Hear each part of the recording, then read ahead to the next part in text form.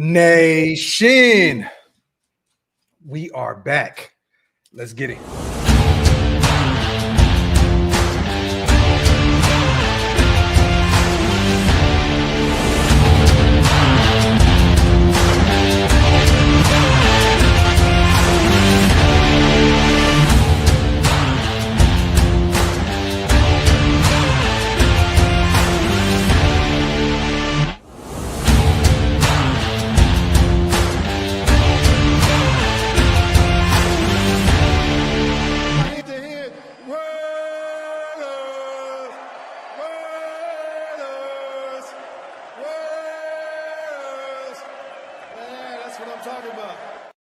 Yo, salute to everybody already here in the building. You guys know what time it is. We are back. I am one of your hosts for tonight's show, and I'm here with my brother, Big Mike Raider. What's good, bro? What's up, man? Hey, I'm good, man. You know, it's game week. I'm hyped. We've been waiting for about 7 months for this. You know what I mean? Like, you know, it's time to talk some real ball. We are here. Real quick, before we get into the show, let everybody know where they can follow you at, brother. Man, you can find me at Big Mike Raider. You can look it up. First word, Big Mike is one word. Raider, the second one. It's the first thing that pops up. I promise you that one. I checked myself, so go ahead and do that. So whenever you get there, man, make sure you like the thumb, hit the sub, and share with your folks, man, and become a member of the Big Mike Raider fleet, man. There you go. Yo, these numbers have been flying, man. We're almost at 5K. There we go. We were at 4K on Saturday. And now we're at like 4,700, something like that. So it's moving at a crazy rate. Running those numbers up over there. Get my brother to 5K before week 1, which is officially, 6 days away? We're right around the corner. So, and real quick, salute to the greatest chat in YouTube history. As always, we appreciate you guys so much for rocking with us. Get those likes up, wipe them feet, hit that subscribe button on both sides. Also, man, salute to everybody listening on Spotify and Apple Podcast. We appreciate you guys. The numbers have been crazy over there. It's insane to see how fast the audio side of things grows, man. So I appreciate everybody over there downloading and subscribing over there, and whatever platform, it doesn't matter, Spotify or Apple Podcast is definitely appreciated. There's a lot to talk about today, you guys. We're going to go over this showdown with the New England Patriots. I want Big Mike's take on this. Me and Hammer pretty much covered this whole thing yesterday, but I definitely want to get your opinion on a lot of, stuff going on in Sunday. There's a lot of different factors, with this. Former Raiders, former Patriots, Josh McDaniels, former head coach, now the OC out there. I definitely want to, pick your brain a little bit with this. But real quick, though, I want to throw this out there as well, man, because Andy got his guy, Big Mike. So the Raiders went out there and signed a former third-round pick of the Minnesota Vikings. This dude was stellar at the collegiate level at Oklahoma. I always butcher his name, but it's Brian Asamoah II. Dealt with some injuries up to this point, Big Mike, kind of undersized, but interesting pickup right now because our linebacking core is full. Like that room is crazy. Didn't we carry 6 or 7? We kept Lindenberg on the active roster. Yeah. So now you bring in another linebacker. You bring in Jeff Driscoll, the 32-year-old veteran quarterback, and add him to the practice squad. And I have to throw this out there, man. Salute to my bro, Trey. I hate to see it. He was let go off the practice squad. Trey Taylor, former 7th-round pick of our Raiders. Hit him up, talk to his family. They're just excited of what's next to come. Trey is definitely kind of going through the motions right now. He wasn't expecting this. So I just want to say, man, salute to Trey. Prayers going out to him and his family. And we have also cut Matt Jones, the UDFA, the linebacker, I believe, out of Baylor.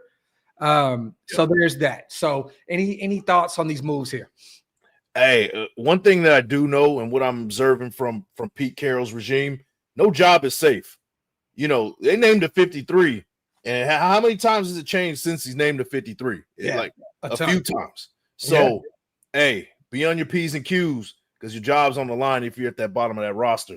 No job is safe, man. Even and a guy like Brian Asamoah or however you say it. Asamoah. Mm-hmm. This is a place where he can revive his career. He's only 25. Mm-hmm. Hasn't really gotten started yet, but we've seen some of his brilliance when he was with the University of Oklahoma. We all liked him. He was an Andy special. Yeah. I liked him too coming out. So man, maybe this is something that, you know, it may spark something down the line. Andy hit him up right when he was cut from the Minnesota Vikings. Yeah. And he said, come to the Raiders. And he hit like on it. The next day he was a Raider. And he erased the like because he was like, I don't want it to make it look like, I already knew what was going on. So it's actually funny. But this is definitely the Andy special. This could be the guy that could potentially add some value in coverage at the linebacker position as well. So, we kind of need that there because a lot of these guys are known for their coverage ability. So hopefully, he can come in and help out that group. We shall see. But once again, man, good luck, to our guy, Trey Taylor, and also Matt Jones on whatever it is they got moving forward. So also today, our Raiders, I'm going to bring this up on screen real quick. It's official, Big Mike. Like we have our depth chart good to go come Sunday. There was a few surprises here. Yeah. And we'll go over that here shortly. Let me bring this on screen. Let me start on the offensive side of the ball. Nothing really to change here. Dante, great. Colton, Dylan, Meredith, JPJ, Glaze, which is great. Starting five there on the O-line. Brock, of course. Jacoby. Amari is the backup to Jacoby there in the slot. Interesting. Once again, it's going to take a little time for Amari to get adjusted. He hasn't had an off season. He needs to figure out Chip Kelly's system. So, they're going to be patient with him. He's 31 years old, I believe, right? So they'll be a little patient with him, but he's still going to be a major piece with this offense moving forward. Trey Tucker, Jack Besh, backing him up, the rookie out of TCU, our second rounder. Gino, Kenny Pickett, those are your two guys. At the quarterback position. Running back, it is Ashton Genty, and it looks like Zamir White is going to be the number 2. I know they keep saying with Raheem Mostert, but it seems as though they're really high on Zamir White. So it looks like he'll be the 2, Raheem Mostert will be the 2B, and then Dylan will be that fourth, running back on the depth chart that's actually going to provide a ton in special teams for us. Now, this is where it gets interesting, Big Mike. Yep. Max, Tyree backing him up, and Tyree's going to be a rotational piece. He'll get a ton of reps. It's going to be like he's a starter without being a starter. He'll play interior, outside. Not too much worried about Tyree not being a starter because I can already hear it, Mike. Like a ton of people crying about him being a former top 10 pick and not being a starter. He'll play a ton this year. But Thomas Booker IV is going to start. If football started today, he would be starting over Jonah Lalu and JJ Pegues, which is great, right? We moved Jacorian Bennett. A lot of us were kind of pissed off that we moved off from him, but it seems as though it's worked out for both parties. Jacorian may be a starter, surprise starter out there in Philadelphia. You can stay healthy with that shoulder. Wow. Yeah. But Thomas Booker, man, what do you think about him starting right next to Adam Butler with Kuntz on the line? I mean, we heard good things after the trade. We were kind of both cold on the trade. We thought that, Jacorian Bennett could be a starter for us, but we didn't do really too much of our research on Thomas Booker, and it shows that he went in there and competed. We just talked about how no job is safe here. We can also say that every job on that team is earned. It doesn't matter, from first, second string, everybody's earned it. There's no, because you're here, because you've done this in the past. No, everybody that's on that starting team is on that starting team because it's earned. So that says a lot about Thomas Booker. Agreed. And nothing else really surprising outside of the cornerback group. We're looking right here with Malcolm Kuntz and Max on the edge. Jermaine Pratt will be the starter at the outside linebacker position with the Landon as the middle linebacker, which we all expected, with Devin White playing opposite of Jermaine Pratt. So Jamal Adams is not necessarily going to start, but he will play a ton. They're going to have certain packages where they got Jamal in there getting after the quarterback. So for those who are like complaining, because I've already seen some of it online, Jamal is going to play a ton, you guys. Do not worry about him being a starter. He'll play a lot for us at the linebacker position, and he's going to be a guy that I said, Big Mike, one of my hot takes was that he may be second or potentially third in sacks on this team this year because he hasn't had one, I believe, since 2020, but he's had like 9.5 in one season before. So if they just put him low, get him closer to the line of scrimmage, he is a missile getting after the quarterback. But we get here to the cornerback position. This is where things get a little tricky here, right? Darnay Holmes is starting in the slot. I'm not a big Darnay guy. I'm hoping that he pans out. Patrick Graham guy that coached him in New York with the Giants. It looks as though he won that slot spot. But there's going to be a ton of different looks. We'll see, Polamalu, Chin, Potentially Terrell Edmonds if he's elevated, playing in the nickel as well. But for right now, Darnay will be the starter. But Caillou Blue Kelly, Mike, he wins the starting job opposite of, takes Darian Porter's spot. Yeah. And a lot of people are complaining about this, right? Former 4th round pick, I believe, of Baltimore, Stanford guy, very smart, has a high IQ from the Vegas area. I'm not mad about this because Porter is definitely still in need of, needing to dive into that playbook and actually still get up to the, just understanding the cornerback position. So, I'm cool with this. I have no issue with this. It is very nerve-wracking because, he hasn't played a ton, this is still a very unknown commodity, per se with him. But how do you feel about Caillou Blue Kelly winning that spot opposite of Eric Stokes? Hey, he earned it. For a second, we were talking about him and Greedy Vance kind of, competing for that final 53 spot. Yeah. But the last 2 weeks of camp, he was at a high level. He was playing at a high level. Mm-hmm. And one thing I will say about these corners, and since we're on the topic of corners, right? Are we going to be running similar to what we've seen under Pete Carroll in previous years with the Seattle Seahawks when he was running a lot of the cover 3? Yeah. That will protect your corners who are inexperienced, right? Mm-hmm. So that'll protect Caillou Blue Kelly just a little bit. Or if you do run some to what Patrick Graham was running, more of like man situations, then that's where I'll be a little bit worried about what's going on, especially this week since we got one of the elite wide receivers coming in Stephon Diggs. So it's going to be depending on what the situation is, what scenarios are, where you're placing your corners and things like that. That's when I'll be at ease of the situation. But congrats to Caillou Blue Kelly, man. Yeah, definitely congrats. And I'm going to put it out there. I said a 4th round pick. I believe he's a 5th round pick. I think it's 5th, from Baltimore. But either way, still very, very young. Only 24 years old, gets an opportunity to play in front of his home crowd in Las Vegas. This is a great story to witness here with Stokes playing on the other boundary, which is not a shocker here. Pete is very high on him. They brought him in on a very inexpensive 1-year prove-it deal. So he has something to play for. But Porter and DCAM being the backups, I'm okay with that. Yeah. And then nothing changes here at the free safety and strong spot. Palomau, Jeremy Chin, and they got Chris Smith and Tristan McCollum backing those guys up. And then right here, kick returner, punt returner, Trey Tucker for now is the leading candidate to be returning punts and kicks, but I think that will change. I think they'll have Dylan out there. Genty is the backup punt returner. There's been a ton of tape and ton of film out there on Twitter and Instagram of him returning kicks, but I think this is an emergency type situation. Yeah. I don't think they want to throw their number 6 draft pick running back out there to return kicks, but nothing to see here. AJ Cole, Carlson, Boba Moyer. So what do you think as a whole with this depth chart going into week 1? A lot of youth. A lot of youth, and I like to see it, right? And we were calling for another corner to come in, and I still kind of feel to an extent maybe we should still. Definitely. But what Pete Carroll is looking at, he's like, hey, I'm gonna coach. I'm coaching. Yeah, I'm gonna get these guys good to go and ready to rock when it's time to. Mm-hmm. And I think because of that, we're gonna see these guys get through the entire season.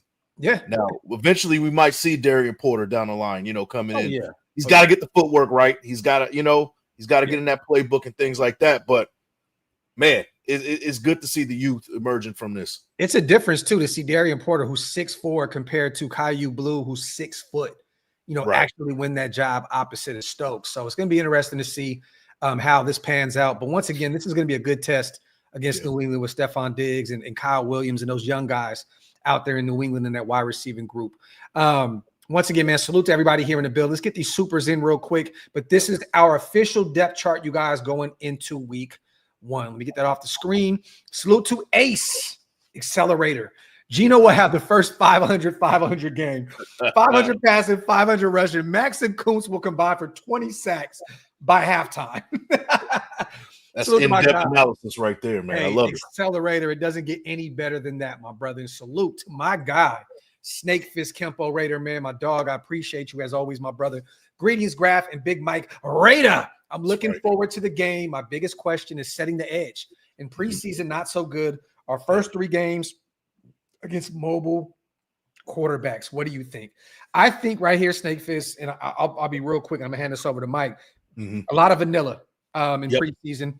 Not too much worried about it. Max is great against the run. He's always going to set the edge. Kuntz has definitely gotten better as years have progressed.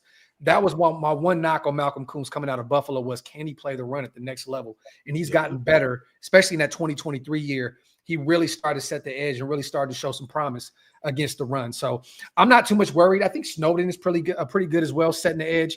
And then we're going to see where Tyree is, but that's kind of his bread and butter up to this point is playing against the run. He hasn't gotten to the quarterback a ton. But Big Mike, what do you think about this?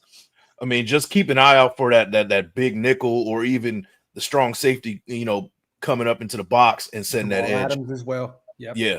So, a lot of vanilla what we saw, like you said. So, Patrick Graham, Pete Carroll, they're going to mix it up. You're going to see a 4-3 look, a 3-4 look. You're going to see a 5-2 that looks like a 3-4. You're going to see a bunch of things on Sunday, and it's going to make you forget that, hey, they looked a little vanilla on in the preseason.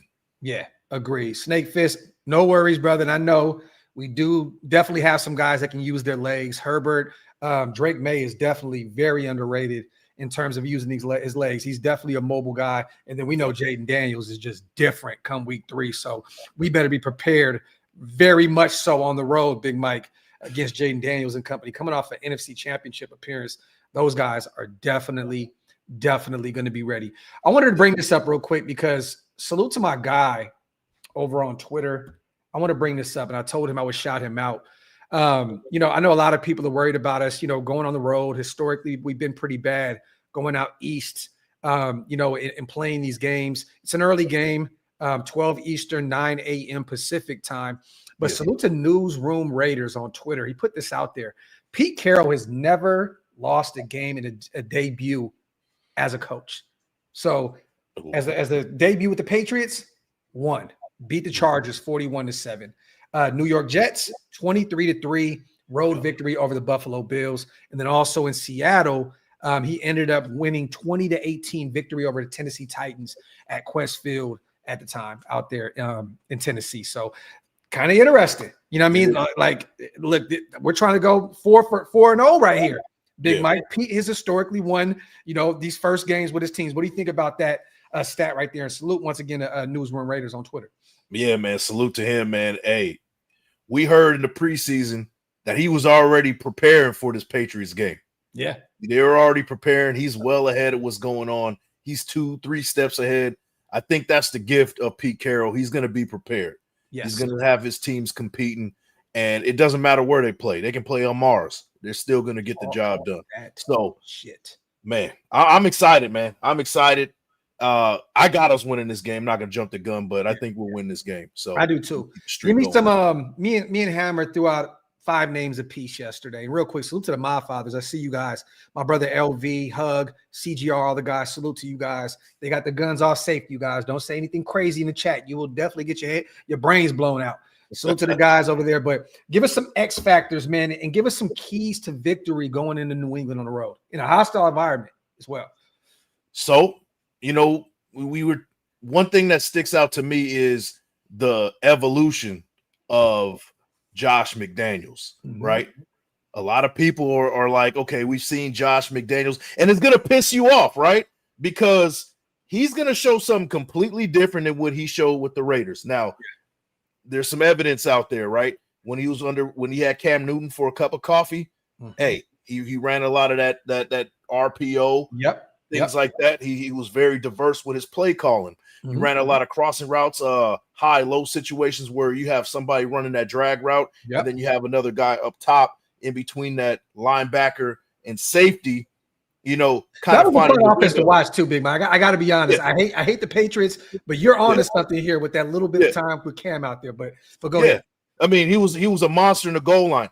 And I'm not saying that Drake May is going to be like some running threat or anything like that, but he has the ability to break one in certain situations, right? He has the mobility issue. I mean, the mobility, he could run the ball. So,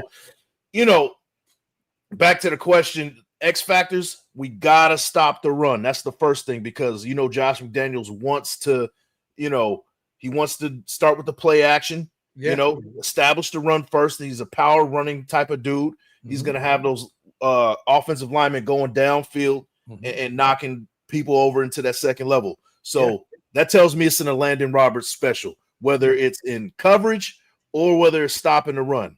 I think the keys to this game is our linebacker play. The linebacker play has to be there, number one.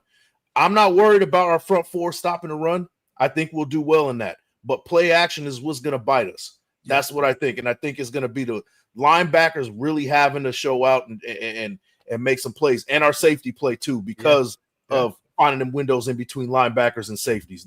That's the key. Stopping the play action and really closing the gaps. Don't let Henderson get involved in the passing game as well. Like, keep an eye on the flat. Henderson is an elusive running back. He is great running the football, but he's also great in the passing game. He is a dude, if he gets the football in his hands and you give him any kind of space, it's going to be very, very difficult to bring him down. And I think Chip Kelly knows that very well, coming off of a national championship with him as his lead back out there in Ohio. And you know what, man? If we're going to be running a cover three, we might want to be a little bit more versatile than that, because if you know anything about the cover three, you are susceptible to those swing routes, those short passes and things like that. So, you know, I hope they're showing 3 on one side, 2 on another, kind of a cloud cover 6 situation, you know, man coverage from time to time strategically, because we don't want to be in man all the time, right? Yeah, no, not at all. So it really, play calling is also going to be the X factor. Is Patrick Graham, what is he going to do? What kind of defense are we looking at this year? It can't be the same stuff we seen last year. So, or if he does bring the same stuff we saw last year, we're gonna be in trouble. Unless Pete can fill in the gaps, you know, in terms of those weaknesses, like, once again, allowing the middle of the field to be open week in and week out, allowing those tight ends and running backs to eat up the middle of the football field. You know, I'm hoping that Pete can clean up that, you know, that mess that Patrick Graham has had the past few seasons as the DC with the Raiders. But I love that. Stop the run, the linebackers. I love that you said that we need them to play really well to beat this team. What else do you have? Is that it defensively? Is there some more you got offensively? So offensively, of course, man, it's establishing the run. Now, you know, they have a much improved defense. Those corners are they're formidable, you know, but we can get them in the run game. So establish the run, which turns into play action, get the 12 personnel rolling, you know, and get our tight ends involved. That's what I want to see. That's the key to the game for me. I love it. And once again, we're still kind of waiting to see. It sounds like Stephon Diggs will be starting. I believe Vrabel said that it looks like he will be out there. He's questionable. They're trying to be patient with him. Once again, the veteran coming off of a nasty injury, but he's been looking really good. From some of the stuff that I've been seeing, he looks like he's back in that rare form I'm talking about Buffalo days, Minnesota. Like, Diggs looks really good. But one thing, you know, that I wanted to – I'm looking at this wide receiving core, and they're really young. Like, they're really young outside of Diggs. Like, Demario Douglas, you know, 5'8", speedster. You know, they got, you know, a few of those other guys. Hunter Henry, Austin Hooper, that duo at the tight end position, I'm not too much worried about, honestly. Their offensive line is very interesting to me. This can be – they had one of the worst O-lines in football last year, Big Mike. But they go out and get Will Campbell, you know, the stud left tackle out of LSU. I myself and a lot of other people thought that he was going to transition to the guard spot. They kept him at left tackle. I've been hearing great things with him there at left tackle. But how do you think our defensive line fares against this new look offensive line out there in New England? They got Will Campbell at left tackle, Jarrett Wilson at left guard. They got Garrett Bradbury at center, Mike Amanwu at right guard, and then they got Morgan Moses, the veteran, over at right tackle. Do you think this is going to take a little time for them to get that thing rolling? Because that O-line was bad last year. Like, they had to invest a lot of draft capital and a lot of money, you know, to build that up to help protect Drake May. Do you think that defensive line of ours can put these guys on notice? Yeah, absolutely. You see it from time to time. Well, you see it all the time. The defense is always ahead of the game of the offense at the beginning, right? Yeah. I think we got the Patriots at the right time. You know, one thing that we can say about a Josh McDaniels offense, it's like it's like trying to play do calculus. Yes. Do you think second year Drake May is ready, you know, week one? Process everything that it takes to get that done. Yeah. Exactly. Mm-hmm. One thing that they do have is that they're running a power blocking scheme, and that's instinctual. You know what I mean? It's pretty much simple assignments right there. So you don't have to think too much. But, if you don't stop the run, then now we put it in the hands of Drake May to make those plays and process and things like that. And I like our chances against them. I do too. Something to monitor, you guys. Also, keep an eye. Still, we talked about this yesterday. There's no update yet with Christian Gonzalez. He's dealing with a hamstring issue. He has not been practicing. There's no real timetable for his return yet. So if they do not have him, Geno needs to go out there and expose these DBs, Mike.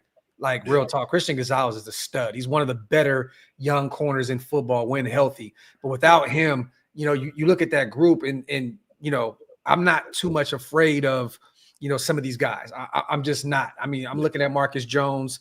Christian Gonzalez is probably going to be out. They got Charles Woods. I'm not really Craig Woodson, a guy that I like a lot out of Cal, DJ James. But this is a secondary that if Christian Gonzalez is not out there, you definitely want to run the football a ton. But you need to have Geno go out there and expose these guys. Honestly, without Christian Gonzalez, I'm not afraid of these DBs at all. Yeah, me too. You also don't want to also force the issue, right? Running the ball is our bread and butter. Yes. I really think that's how we're gonna get moving forward, how we're gonna move forward this season. Agreed. So establish the run, keep establishing that run. But hey, with these corners, you can take some chances. Yep. You can take some chances. Agreed. Salute to Hug, man. As a longtime football fan, I'm excited to see a defense Pete has had his hands in. USC and Seattle both had defenses that put their hats on the ball and laid that mother effing wood. I want that for his bad. Salute to my dog, Hug. Yep. This is facts, brother. And I think that a collaborative effort between him and Patrick Graham can be a very, very interesting and very intriguing defense. I know a lot of people, including us, are kind of worried about that defense outside of Max and, a few of those aging linebackers, Jamal Adams and Landon Roberts. This is a very, very, we're waiting to kind of see, so wait and see approach with this defense. What are we going to put out there?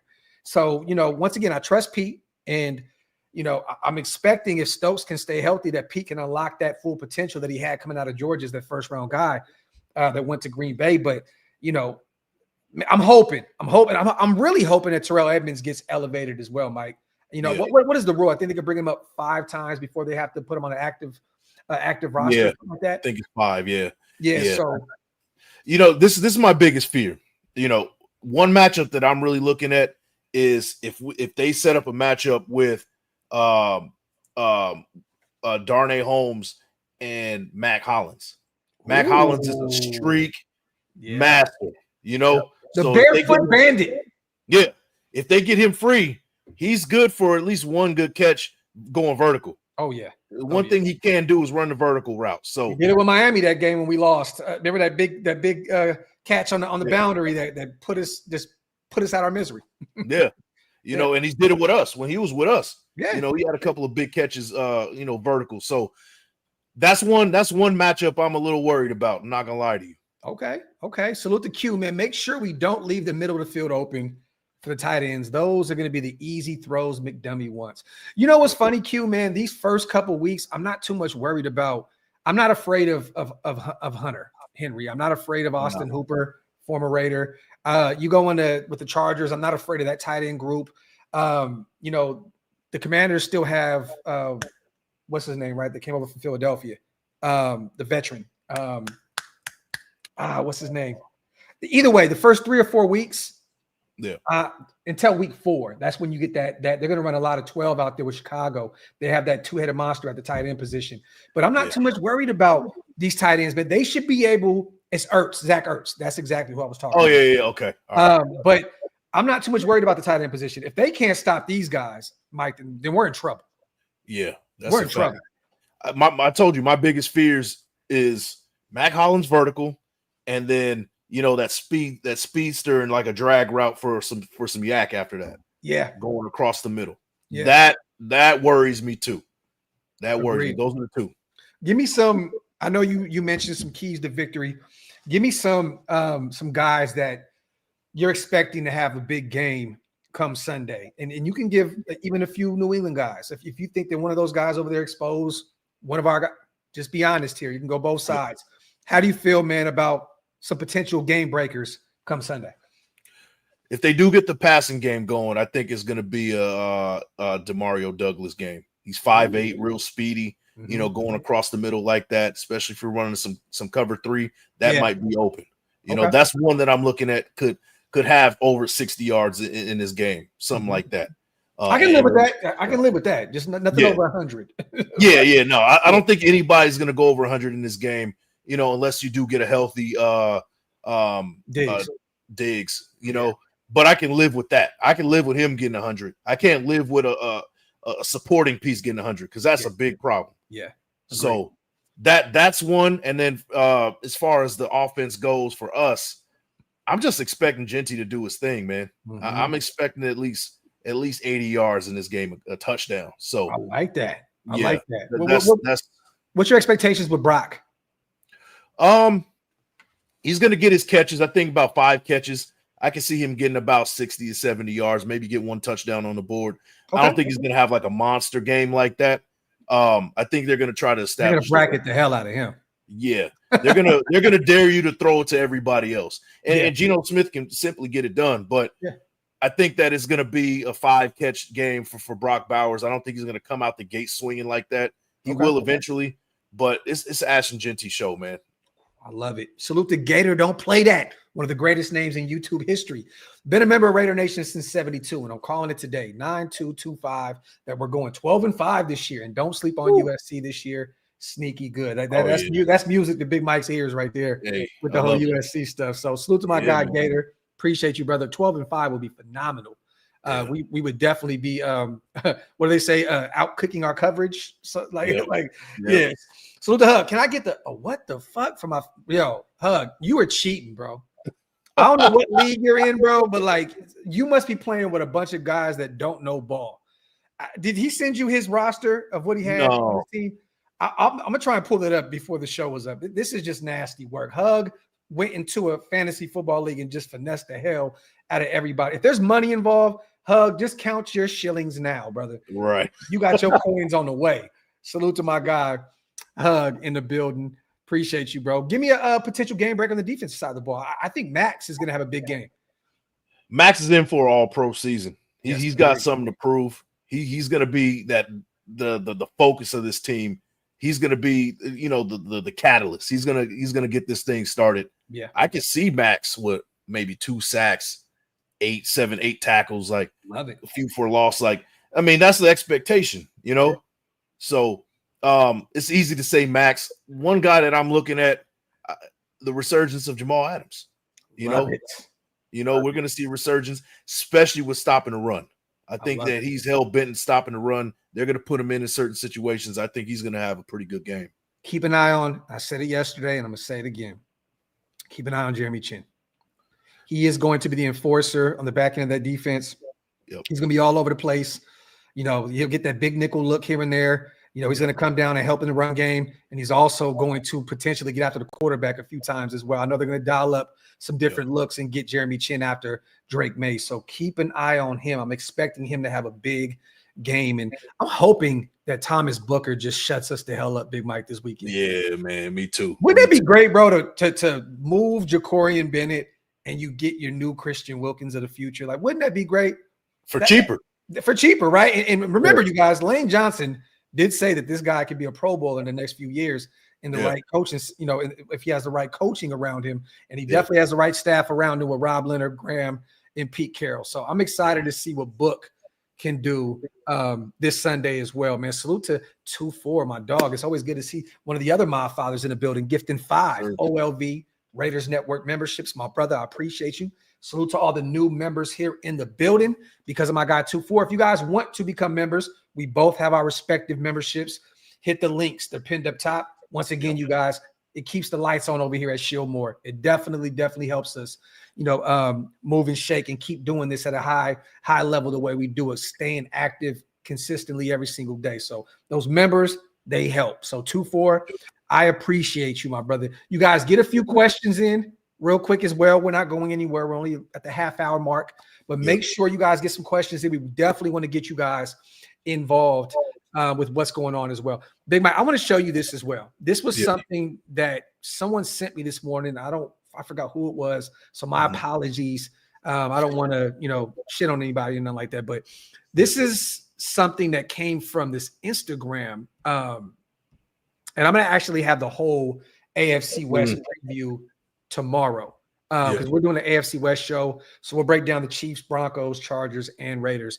But I want your take on this. This is coming from Pro Football Impacts. Okay. Let me get rid of a few of these windows real quick. Once again, man, salute to everybody here in the building as always. So the quarterback position, they have us ranked right there in the middle at 15 with Geno and Kenny Pickett. You know what's funny, man? I can't be upset about that. Honestly, a middle of the pack guy with Geno Smith, I think he should be a little ranked higher, but once again, it's a combo with Kenny Pickett there as well. What do you think about the quarterback position being ranked right there dead in the middle of the NFL at 15?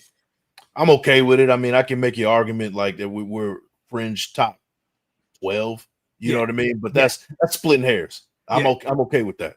Yep, I agree. The running back position, which is really good because we went from one of the worst rushing attack in football last year. You go draft Ashton Genty, and now we're 10th right now in the NFL. Once again, according to Pro Football Impact, with Genty, Raheem Mostert coming, 2 years ago, coming off of a major year in Miami, over 1,000 yards rushing and over 20 touchdowns. I think he led the league in touchdowns that year. And then Zamir White, Dylan Laube, 10th. How do you feel about that right now? With an unknown, once again, Genty has not played it down yet, but it's clear that he's made his impact. If we're 10th in the NFL right now.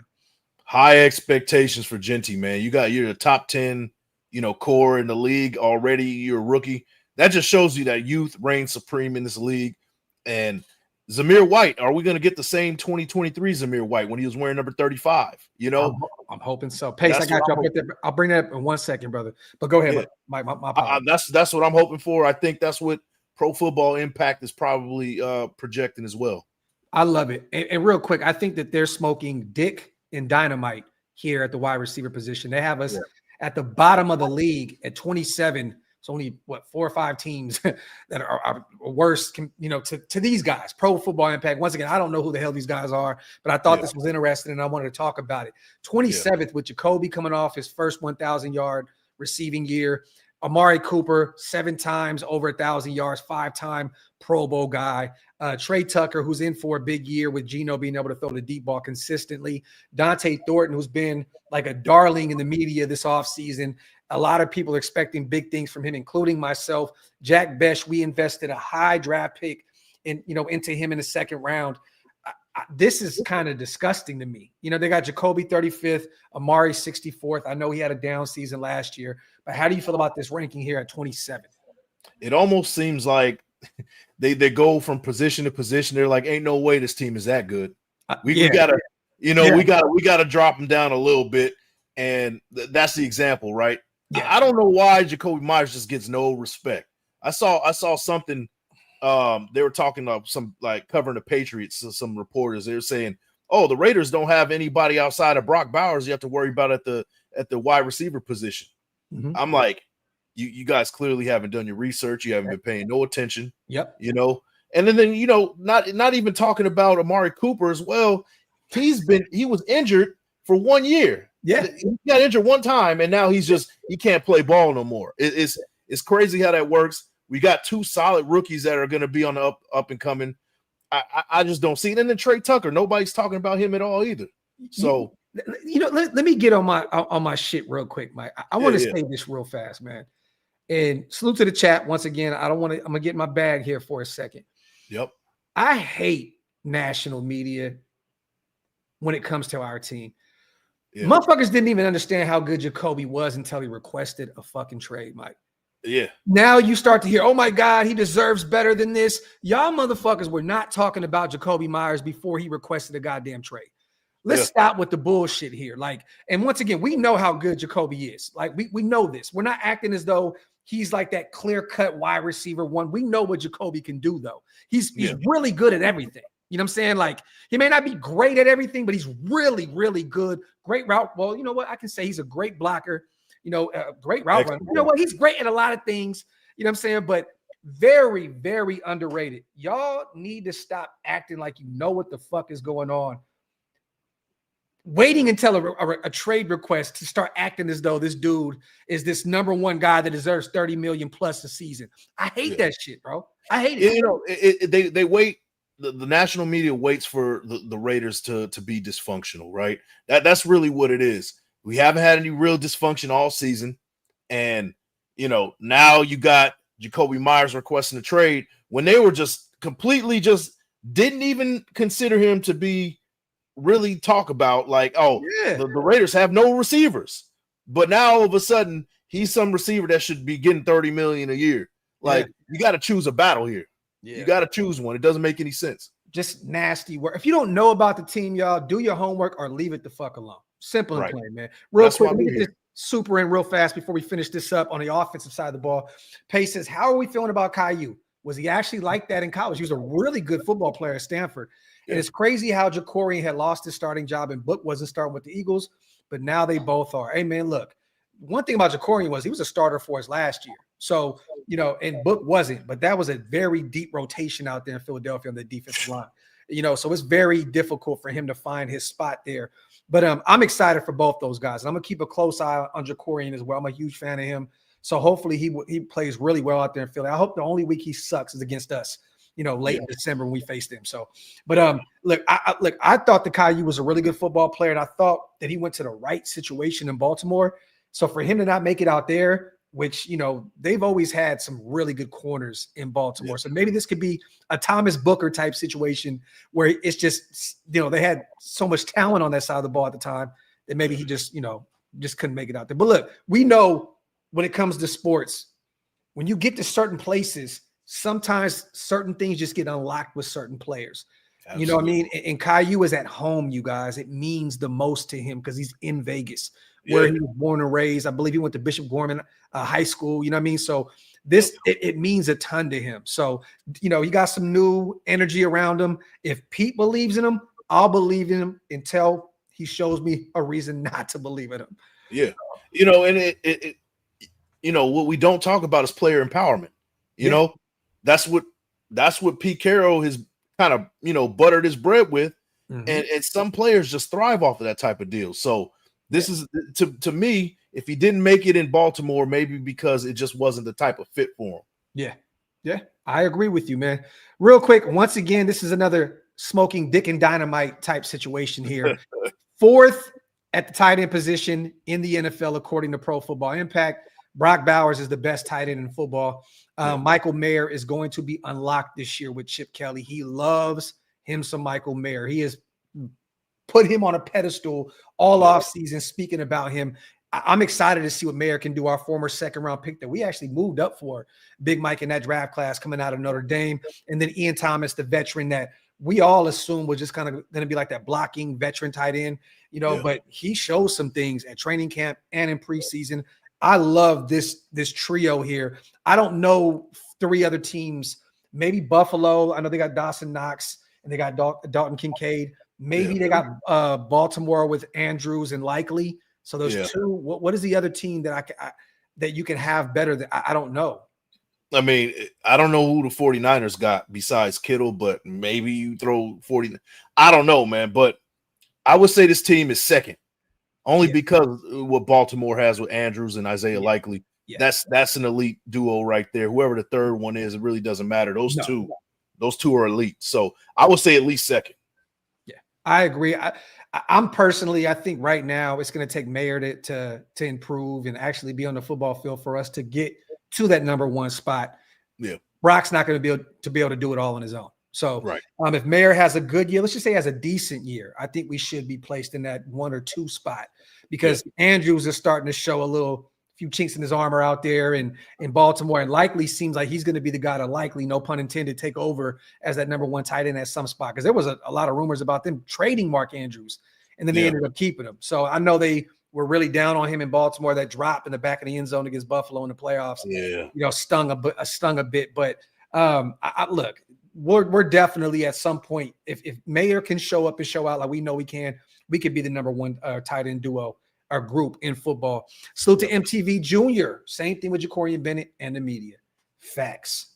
Facts plus tax. Goes out to Philadelphia, and now he's the guy. I've seen a ton of coverage on him now of the Raiders got played, and once again, Raiders doing Raider shit, and no. I've seen it all, and it looks as though Thomas Booker is well on his way to show and prove, why this trade made sense for both teams. So I'm excited about it. Salute to my guy Raider 9-6 on a 5-hour special. Let's keep this train rolling, you guys. OTs, the tackles, 17th, kind of right there in the middle of the pack.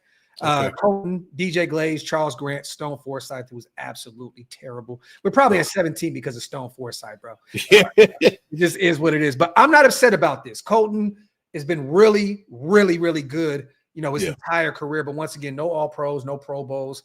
DJ Glaze in year 2 looked really good at right tackle for us last year as a rookie out of Maryland. Charles Grant, a developmental talent out of William and Mary, and then Stone Forsythe sucks. So 17th, how do you feel about this?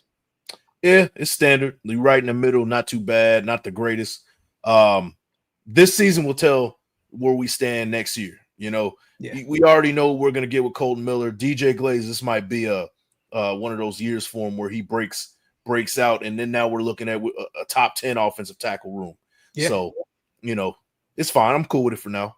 Show Deuce. Okay, so yes, they do have Pat. They did go get Jonu, and they have Darnell Washington, the young kid out of Georgia who's a physical specimen. So maybe Pittsburgh is one of those teams that they had in front of us. That's an interesting team right there. Salute to Show Deuce 9-2. Appreciate you, brother. Salute to our brother Wasted in the building as well. Always good to see my guy. For those who are not in the know right now, Wasted has a show set up for the night, going over some fantasy stuff like that. It's a late night show. Make sure you guys tune into our brother Wasted. He's definitely going to be doing some fantasy stuff. Then he has Sanjit on his show tomorrow to break this game down as well. And then we moved our show to Friday, you guys. So the Graphk and Wasted and the Graphk show will be Friday night. So stay tuned for that.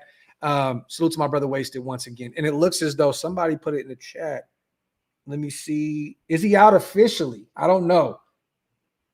I didn't see anything in terms of Christian Gonzalez. But if he's out, that's great. Feast. Throw it down the field. Throw it down the football field. Let's get to the guard spot here. This is interesting, man. They got us at 8, top 10, especially coming off of a nasty year that Alice Kappa had. Caleb Rogers, unproven, rookie out of Texas Tech. JPJ, they have him as the 23rd ranked guard in football as a whole. And then they have Dylan Parham, who's looked really good this offseason and in preseason. 8th. How do you feel about that, man? This is a great problem to have because that's the one spot, Mike, that we've all been worried about a ton was the guard spot. Yeah, I mean, I think, Pete Carroll may have been on to something. Yeah. Maybe JPJ is better at guard than at center. Okay. As many people would debate that, but I think, he's talk this shit, Mike. Talk. Hey, I would say JPJ is a downhill mauler. He's not ready to kind of be that brains first. Not saying that he can't do it. Yeah. But right now at this point in his career, he's a downfield mauler. And that's what you want at the guard position. He's leading the way. And then, we kind of slept a little bit on Dylan Parham. Kind of already had him out of the door after this season. Yeah. I think it'd be smart to keep him after the season.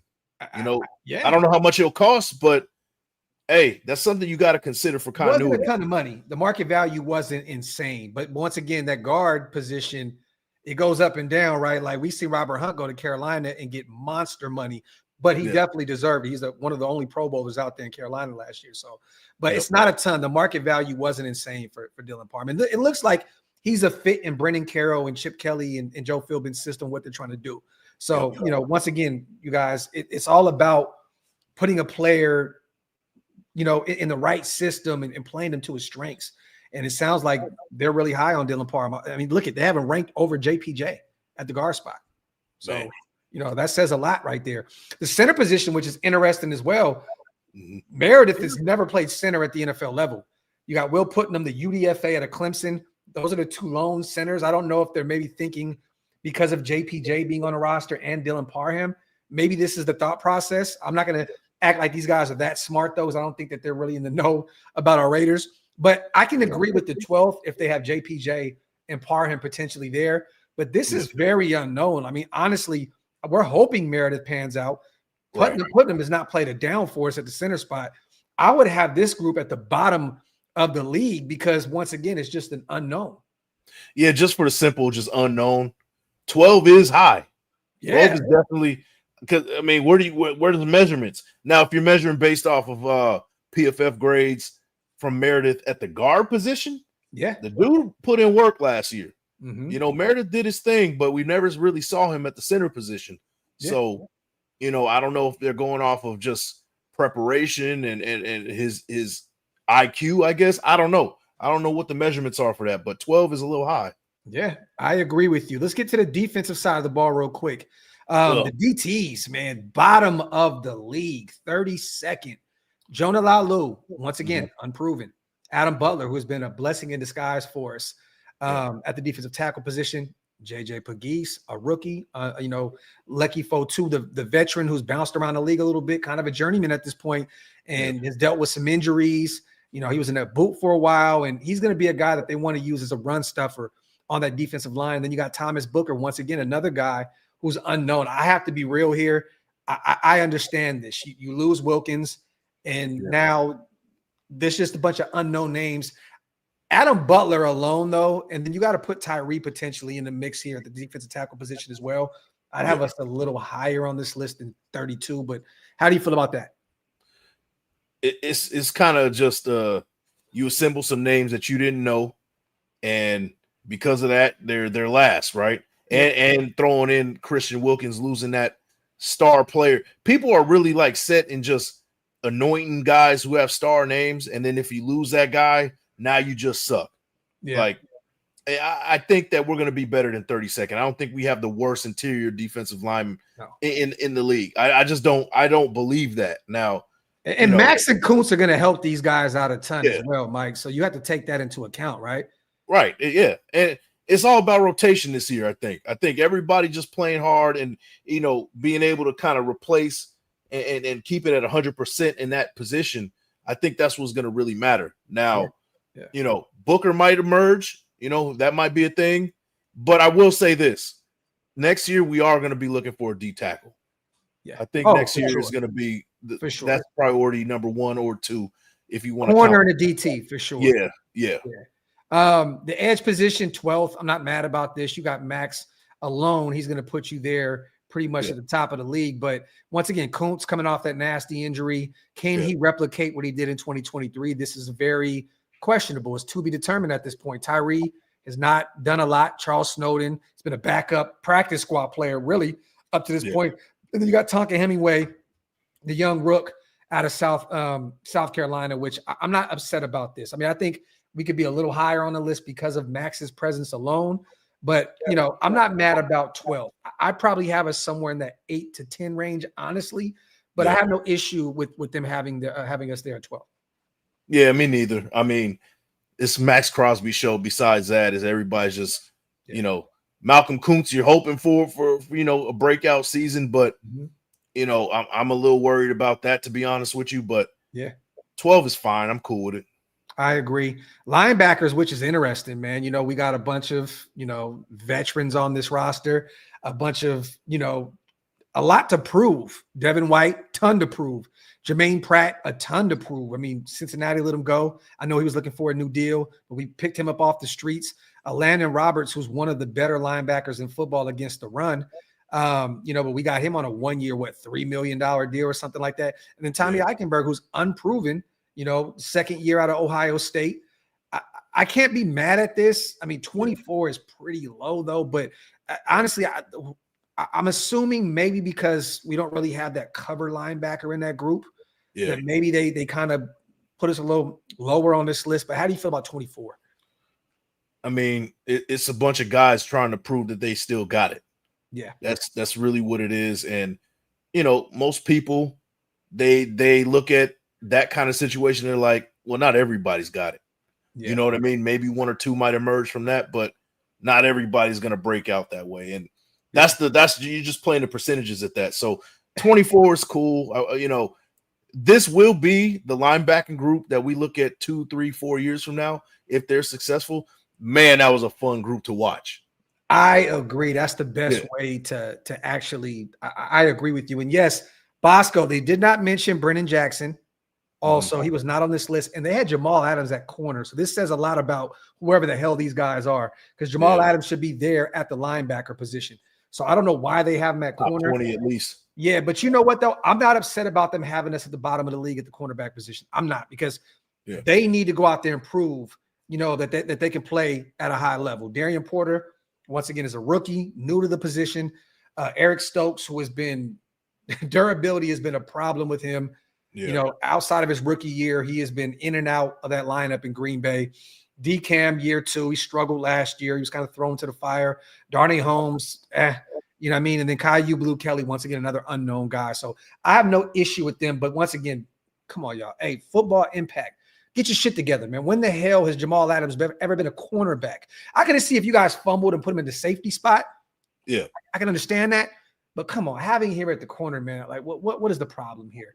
And then safety, Jeremy Chin, Isaiah Palomau, Tristan McCollum, Chris Smith, the 22nd. I have no issue with that, because once again, there's no all-pro, Pro Bowl guy in that room. We're hoping that Chin can be that dude to help that group.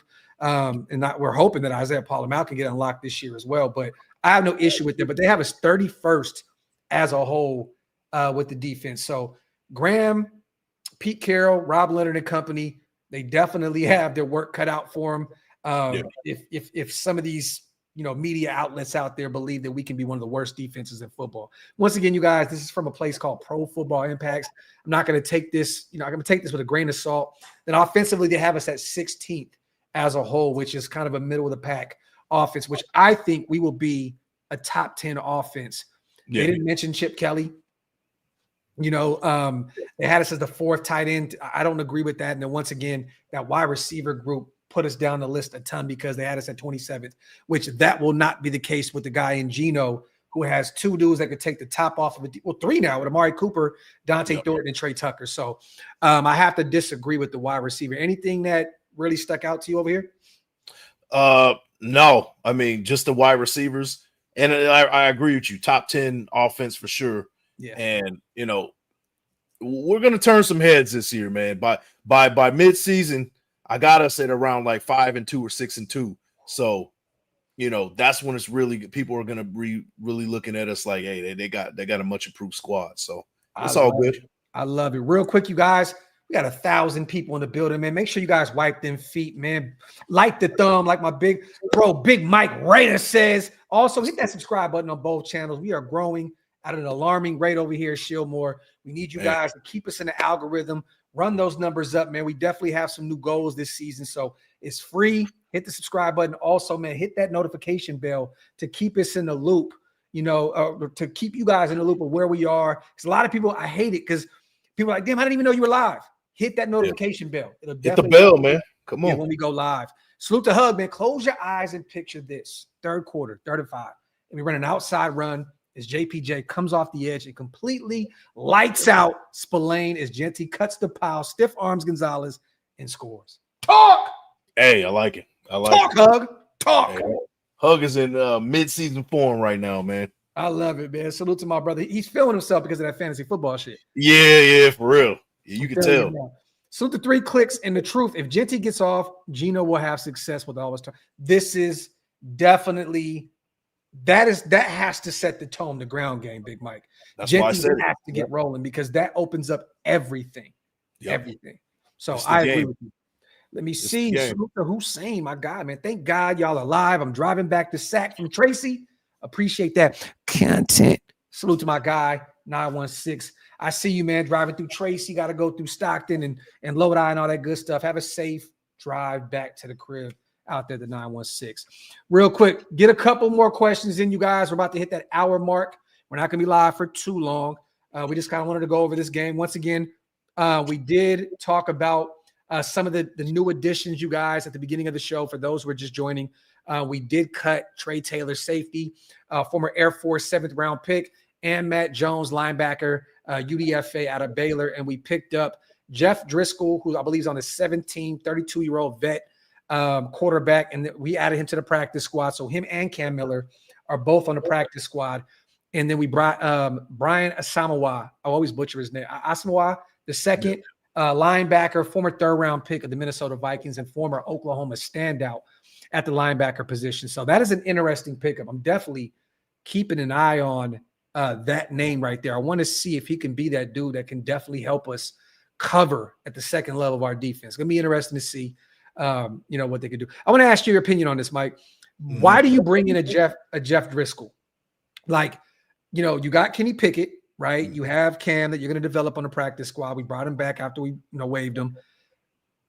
I feel like if maybe Kenny Pickett, and once again, this is just me speculating. I said it on the show yesterday. Maybe that hamstring, he was dealing with a hamstring issue in Cleveland. That's why he didn't win that QB1 spot over Flacco. But do you think maybe this has something to do with Kenny Pickett, or do you think it has something to do with Cam Miller? Is it the hamstring thing, or is it just hey, we'd rather have a proven vet on a practice squad. If Cam's not ready to go, we'll throw him into the mix. Because I feel like this, if Geno and Kenny can't go, even if just Geno alone, if he's gone, we're losing a ton of ball games anyways.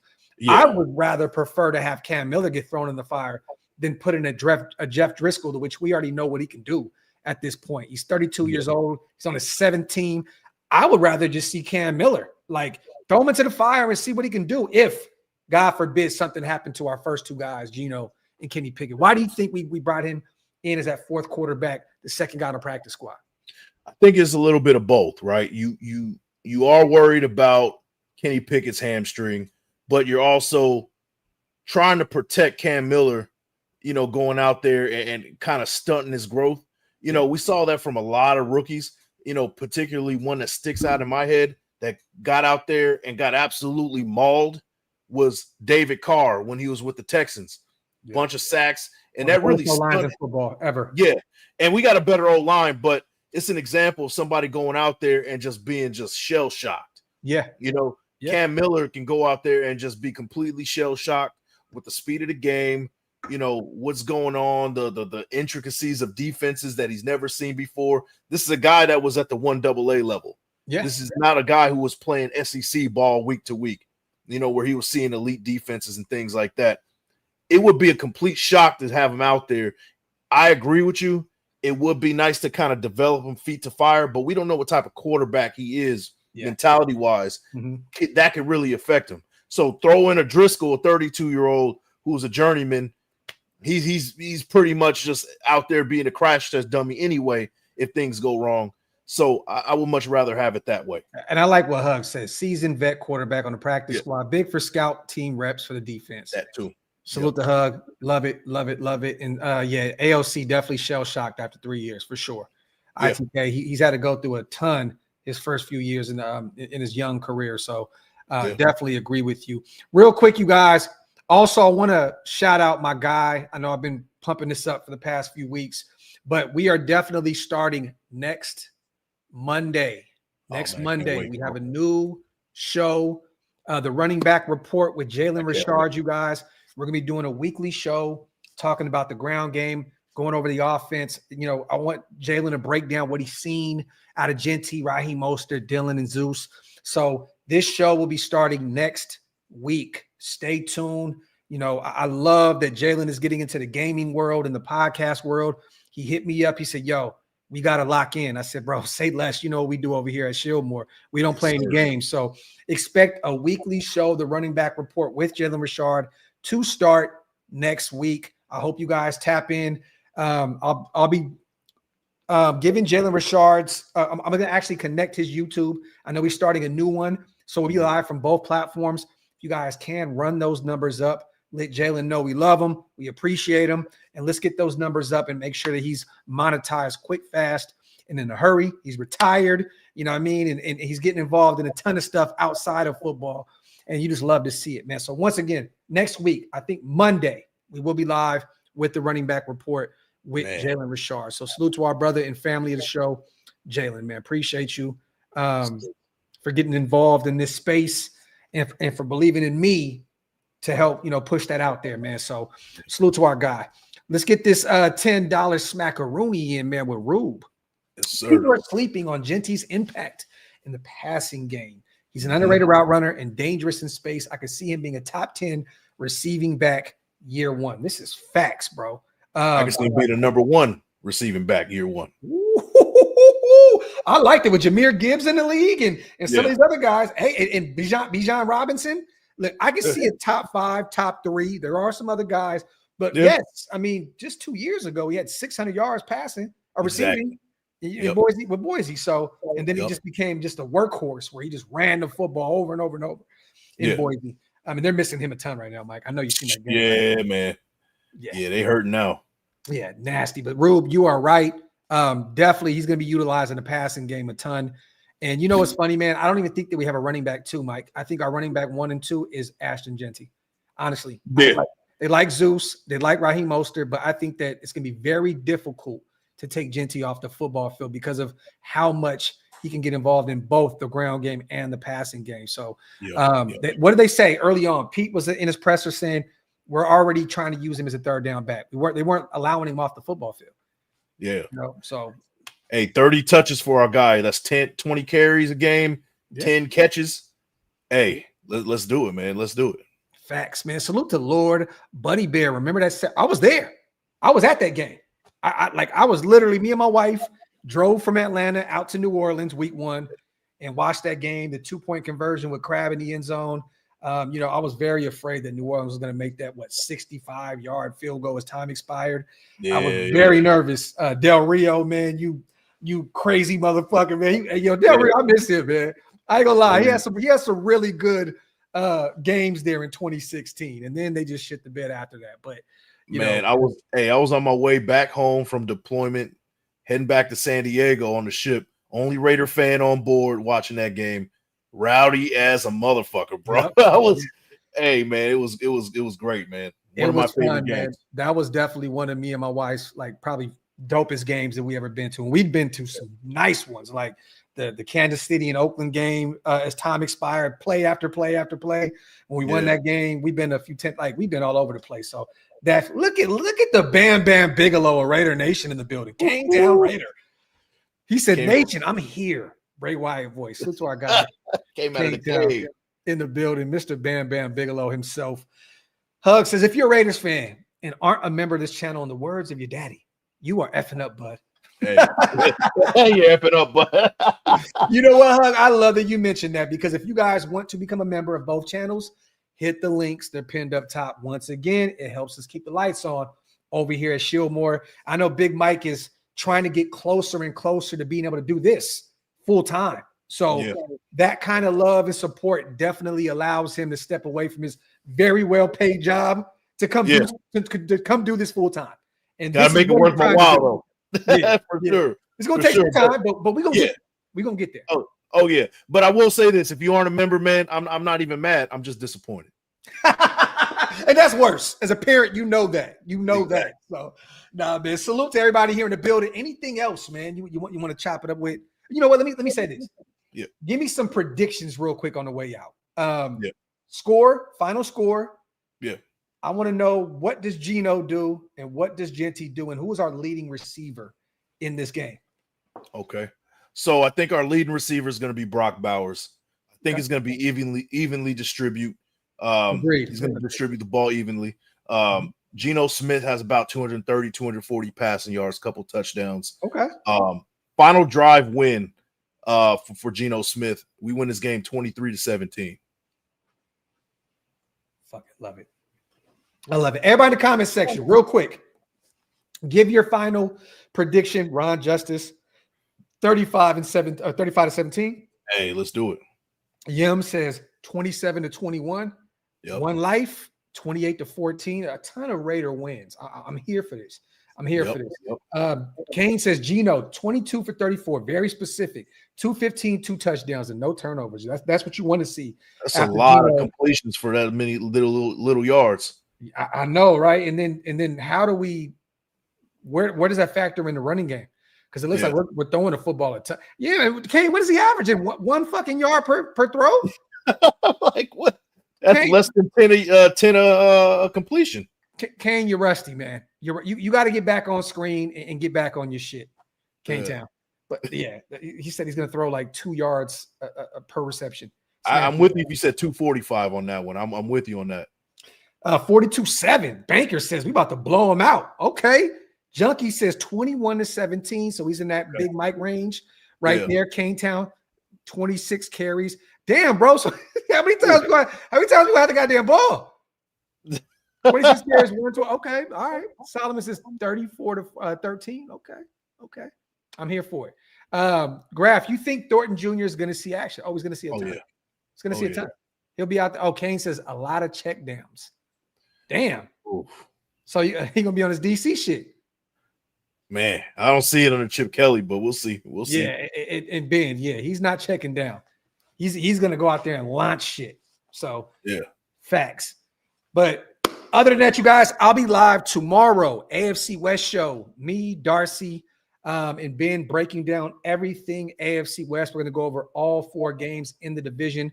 Graphk and Wasted and Graphk show Friday. Me and Hammer covering the game on Sunday. And I have another show probably in the middle of all those as well. Big Mike, what you got going on over there on the platform, bro? Man, season not season preview, but game preview tomorrow. So I'll be on probably around 6:30. So catch me on that one. We're gonna get a little bit deeper than what we did here. Yeah. We're gonna talk about. I wanted to leave some meat on the bone per se. Yeah. I'm like, let me just get around certain things, and so we can still, cook up for this week. So I love that. Yeah. I love it. So you catch me tomorrow 6:30, y'all. There you go. Salute to my Dizzy with that content. Salute to my guy Dizzy in the build. What'd you say, son? Yeah. Salute to my boy. Other than that, man, we love and appreciate every single one of you guys. On the way out, wipe them feet, like the thumbs, and hit that subscribe button on both channels. And once again, if you guys want to become members, hit the links. They're pinned up top. Other than that, love and appreciate you guys. We will be back all week long to cover this game. We're going to break this shit down to molecules by the time Sunday comes around. So stay tuned. We are out. One.